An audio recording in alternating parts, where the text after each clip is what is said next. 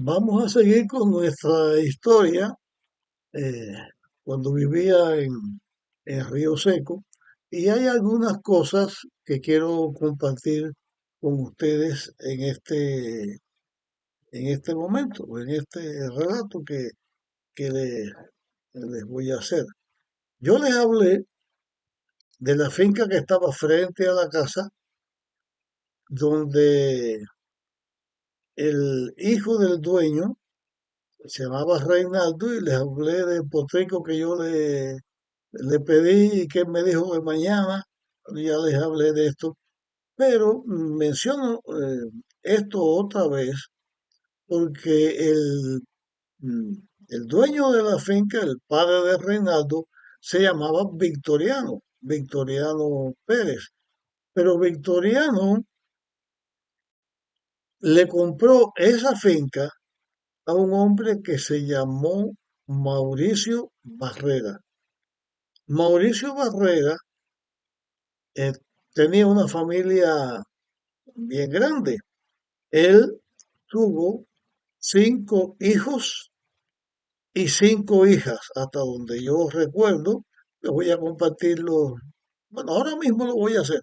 eh, los nombres de los hijos de Mauricio Barrera.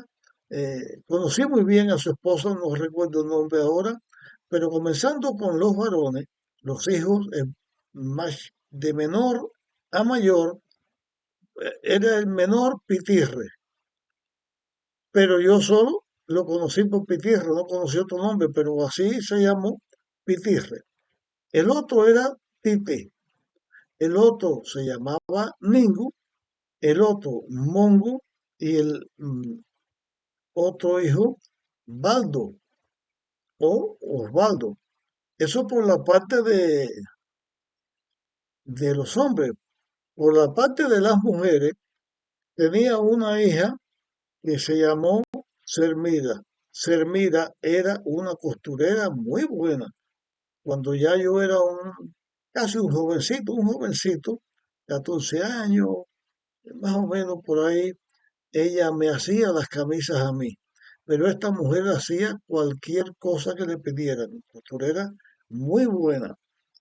Eh, la hermana de ella se llamaba, o le decían la rubia, a otra le decían Guillo. Yo no sé si el nombre era el nombre Guillo o a ella le decían Guillo, el caso que su nombre, Guillo. La otra, Milagro, y la más pequeña era Miriam. Me recuerdo bien por varias cosas de esta familia. Lo primero era que la más joven de ellos era mayor que mi hermana Rode, que era la mayor de nosotros. Entonces, siempre yo hacía esta comparación. Miriam y Pitirre eran los más chiquitos.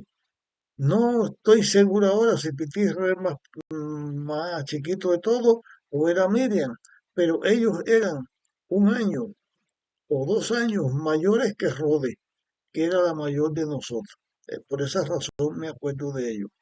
Me acuerdo de ellos también por la razón de que varios de la familia o algunos de la familia se hicieron miembros de la iglesia donde yo iba. Y yo les ayudé mucho a, en su decisión de venir a la iglesia. Y después de la descendencia de esa familia, vinieron otros y actualmente de esa familia hay pastores y hay una familia grande en el servicio de la iglesia. Pero también me recuerdo de ellos, bueno, porque vivíamos juntos, ¿no? Y convivíamos allí, nos llevábamos muy bien, pero también porque uno de ellos llamado Hongo, con ese hombre y con Miguel Padrón, que también ya mencioné, que vivía en Río Seco y que llegamos a ser concuños porque Miguel Padrón se casó con Noemí, la hermana de Raquel, que es mi esposa, así que estuvimos dentro de la familia. Eh, pero Miguel, ya les hablé anteriormente que tiene la facultad de encontrar agua. Los instrumentos que él busca para encontrar el agua o que él usa para encontrar el agua, junco de la pajilla, ese junco que se pone en el borde en los muebles de pajilla, alambre dulce y también un palillero de guayaba. Un palillero es un nuestro, ¿no? Dos ramitas así y una que sigue hacia abajo. Ese es el palillero de guayaba. Mongo hacía lo mismo, tenían la misma facultad, iguales, lo mismo uno que el otro, encontraban lo mismo. Y yo con ellos aprendí en proporción, y yo aprendí también a buscar agua y otras cosas en proporción que yo lo hacía con menos intensidad. Ellos tenían más capacidad que yo, pero donde ellos tenían una capacidad alta, yo había medido y mi capacidad era menos, pero me servía de comparación y así yo también encontraba las cosas. Así que por eso me acuerdo de ello. Y como desde chiquitico a mí me gustaba el béisbol y jugaba pelota, desde los niños en Cuba casi todos salíamos jugando pelota. En esta familia, Mingo, Tite fue pelotero, pero Mingo también era pelotero. Pero menciono a Mingo en especial porque era un pelotero de alta calidad. Ese podía haber jugado en grandes ligas. Lo que es el ambiente donde uno vivía, el territorio donde uno vivía, no había publicidad, ¿no? Pues muchos talentos pues quedaban o quedaban ahí. Y este Mingo era un pelotero magnífico. También lo recuerdo porque en la casa que ellos, y después que vendieron la finca, hicieron otra casa frente al mismo camino donde nosotros vivíamos, pero más hacia hacia la Tierra Gorda.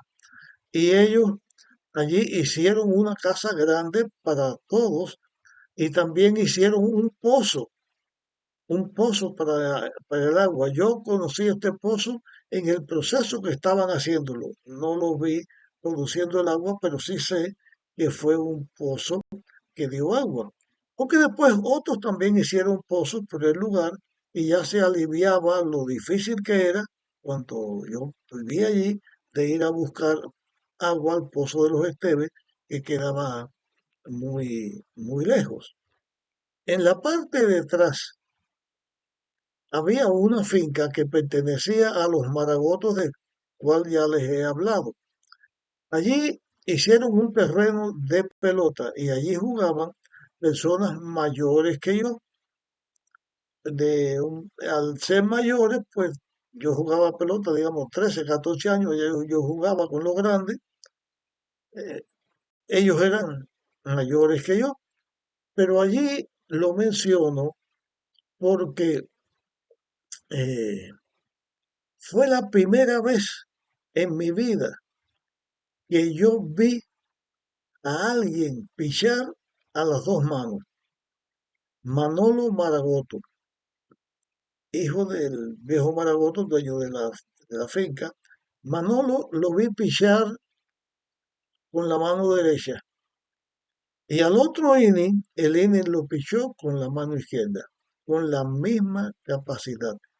En el tiempo, andando el tiempo, él y yo pertenecimos a un mismo equipo. Yo fui catcher de él y él, pues con su calidad, pichando a los dos manos. Después he visto otros que lo han hecho, pero lo he visto ya por televisión, por otras vías, pero no lo he podido ver personalmente como lo vi con él. También menciono, hablando de pelota, que actualmente hay un pelotero japonés que es famoso porque es un pitcher muy bueno y un bate muy bueno. El japonés Shohei Ohtani. Pero yo también, en aquellos tiempos, tuve un compañero que, por cierto, forma parte de un grupo de los cuales ya les he hablado. Era Bando, uno que le decía el Periquillo, Omar Bento y yo. Éramos amigos de nuestras aventuras. Pero este Omar Bento era un pitcher. Yo era el catcher de él. Y su velocidad no era menos de 95 millas. No había en aquel tiempo como medirla, pero su velocidad era inmensa. Y como que él era zurdo, cuando lanzaba la pelota, Su recta no era recta, era una curva hacia afuera, porque la pelota le variaba normalmente así. Y yo le enseñé a él a tirar curvas y después pudo tener curvas. Pero este Omar Bento, que era nuestro primer pitcher, era el cuarto bate del equipo, porque era el que mejor bateaba. Era el que daba los batazos más grandes, así que era el mejor pitcher y era el mejor bate. Y a diferencia de este japonés que hay ahora, él cuando no estaba pichando, estaba jugando la primera base o jugando el right field, que era su base. Así que él siempre estaba jugando por estas dos vías. Y menciono también a Mauricio Barrera, no solamente por estas cosas, sino por una curiosidad. La curiosidad era que él tenía una yunta de bueyes, pero en vez de ser una yunta de bueyes, era un buey y una vaca. Y esa yunta de un buey con una vaca yo no lo había visto, pero él la tenía, él los tenía enseñado, cargaba su pipa de agua para la casa cuando había que cargarla, llevaba un carretón y usaba también para trabajar en las fincas de tabaco, que era otra manera de trabajar en aquellos tiempos en los campos de tabaco. Había un tipo de arado que tenía muchas rejas, muchos bichos que entran a la tierra y eso se le llama grilla. Y aprendía un buey solo, se le ponía la grilla y los pasaba por los surcos de tabaco, arando la tierra para que fuera más fácil para cuando se va a guataquear, cuando se va a trabajar en la tierra. Cuando se va a hacer los surcos que se aporcan los surcos de tabaco, esa se le pasaba primero la grilla y él utilizaba estos animales para hacer este tipo de trabajo. Y también lo mencioné para señalar cómo era la vida en aquel tiempo en el campo, en los campesinos y en las personas. Estoy hablando ahora no de ciudad, estoy hablando del campo. Como Mauricio Barrera era el dueño de la finca y él quiso venderla, se la vendió a Victoriano Pérez. ¿Cuáles eran los trámites legales? Yo no los recuerdo, tenía cuando aquello 3 años, 3 años y un poquito, pero así era, él se la compró al otro sin problema ninguno, había libertad para que las personas vendieran su casa, su finca, sus propiedades, inclusive había libertad para otras cosas más. Les voy a decir, ya que les hablé de esto, pero no quiero hablarles del comercio todavía, porque quiero dedicar un tiempo para hablar del comercio y después los cambios que han surgido. También cuando aquello había personas que vendían frutas. Eh, Había uno que vendía naranja china, que iba a buscarla, se llamaba piloto, y él la pregonaba, la naranja aquella. Había personas que vendían gallinas, pollo, gallo, otros vendían carne de puerco, eh, otros mataban chivos o carneros y los vendían en las casas, y los que tenían pues, reses, eh, ellos, los que tenían reses, eh, también cuando necesitaban, mataban una res y la vendían. Eso era parte de las carnicerías que había. Así era la vida en aquellos tiempos. Voy a mencionar también, bueno, esto más de Mauricio Barrera.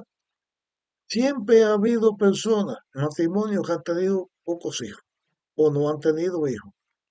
Pero en los campesinos, por lo menos en los lugares donde yo crecí, ya vimos que Mauricio Barrera tuvo 10 hijos, 5 mujeres y 5 hombres. Hablé en otro video anterior de Felina y José García, que tuvieron muchísimos más hijos, y dejé de mencionar en aquella ocasión a uno que se llamaba Félix y tenía síndrome de Down. Y así habían personas muy numerosas, familias muy numerosas. Habían unos de apellido Álvarez, que los recuerdo muy bien, pues teníamos muy buena amistad y muchos de ellos fueron buenos peloteros.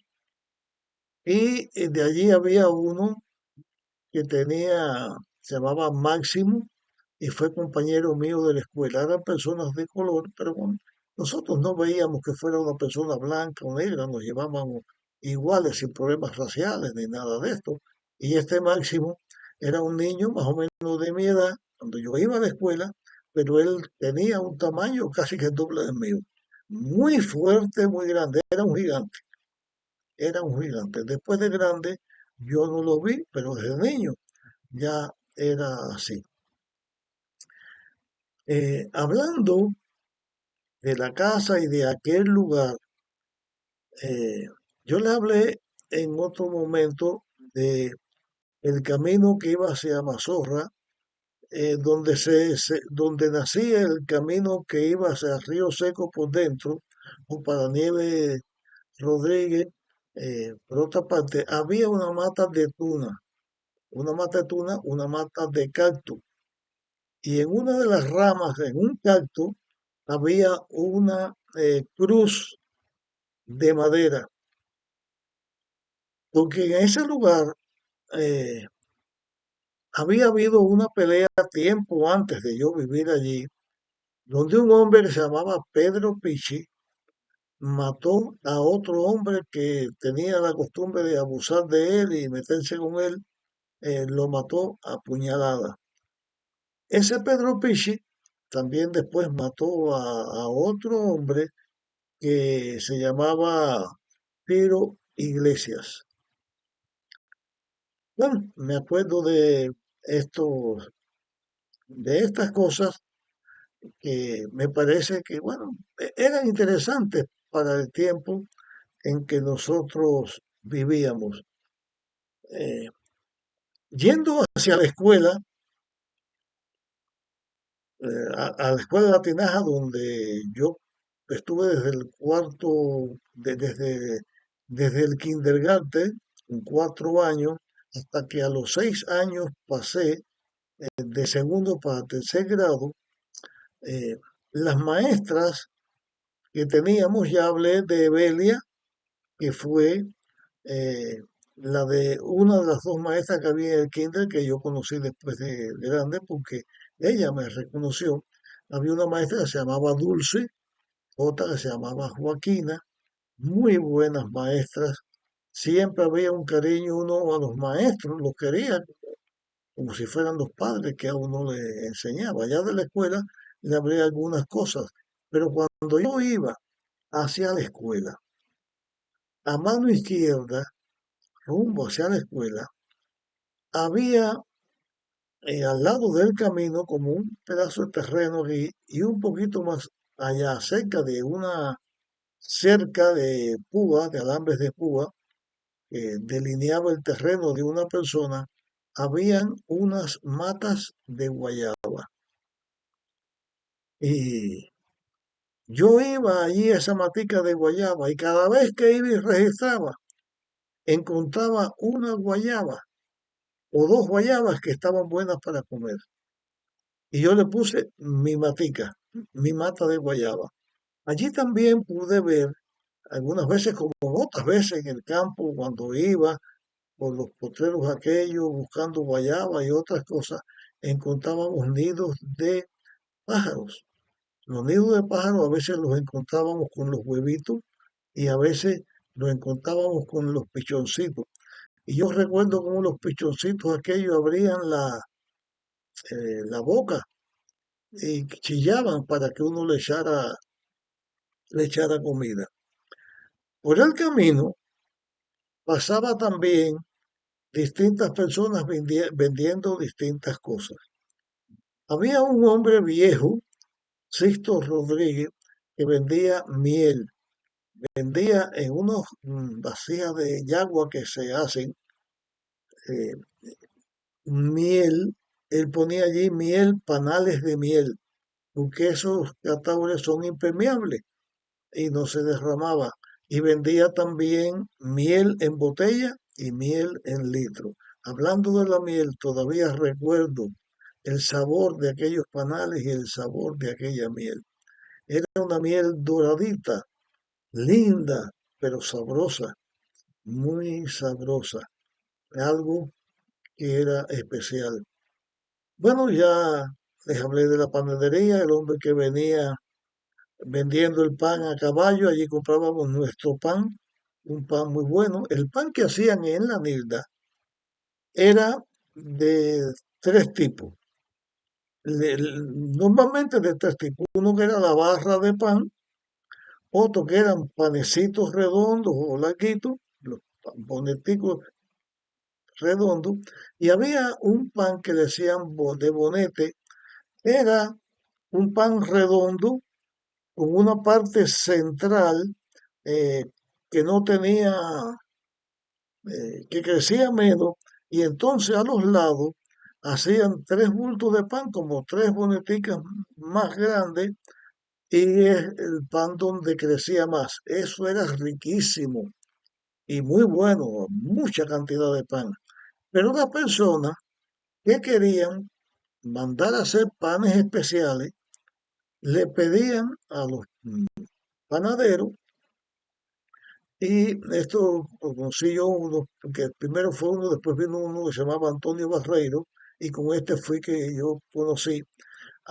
Hacían cangrejos y hacían alacranes y hacían figuras de animales así. La gente se lo pedían y ellos les hacían el pan en forma de cangrejo, en forma de alacrán, en forma de otras cosas. Y habían unas galletas que se hacían muy buenas también, galletas más grandes y galletas más pequeñas. Eh, Ese era el mundo en que me rodeaba en este momento en aquellos lugares. Voy a terminar mi video aquí, pero después voy a seguir hablando otras cosas bien interesantes de mi vida en este lugar.